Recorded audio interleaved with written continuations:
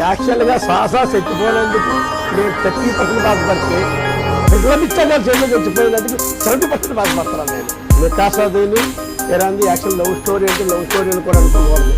చాలా పవిత్రమైన లవ్ ప్రేమికులు తీసుకోవాలి. మిగతా వాళ్ళ లవ్ అని చెప్పేసి ఛాన్సులు ఊపులు బుద్ధులు బుద్ధులు లేవాలి. ఒకరి మేల ఒకరు అప్రయత్నమైన ప్రేమ గౌరవం బాధ్యత 3 కలిపి ఉన్నాయి. ఎలాగమైన నికాసమే ఎడాలి. గావి గారు నష్టపోయిన రెవెన్యూట్ ఎందుకు నష్టారా నీకు?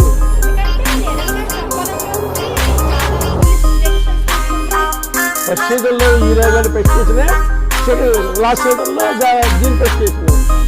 అది దీనికోతారు మాలుకోతారు కాదురా.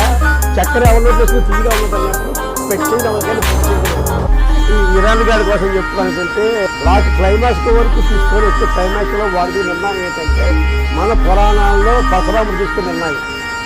పరశురాముడు అలాగే ఒక్క రాజు వాళ్ళ అమ్మ తల్లి చంపించారని అంతర్రాజుని చంపేదని టార్గెట్ పెట్టారు. ఇలాగా వీరికి కూడా వాళ్ళ శత్రువులు ఎవరున్నా ఇలా ప్రమాదం చెప్పేసి అందరూ లేపేద్దని చెప్పేసి పరశురాముడు ఏది నిర్ణయం తీసుకుందో అదే నిర్ణయం తీసుకున్నా నేను అనుకుంటున్నాను. అసలు ఈ స్టోరీ కూడా పరశురాముడు దృష్టిలోకి రాశారేమో అనుకుంటున్నాను. నా లెక్క ప్రకారంగా మొత్తం టోటల్గా అంతా చేసింది భగవద్గీత కృష్ణుడు చంపేవాడిని నేనే, చంపించేవాడిని నేనే, నిముత్తు మాత్రులు అనేది ఎరగదని వాదన. యాక్చువల్గా రైతుకి మాత్రం అందరూ అని మెచ్చుకొని తీరాలి.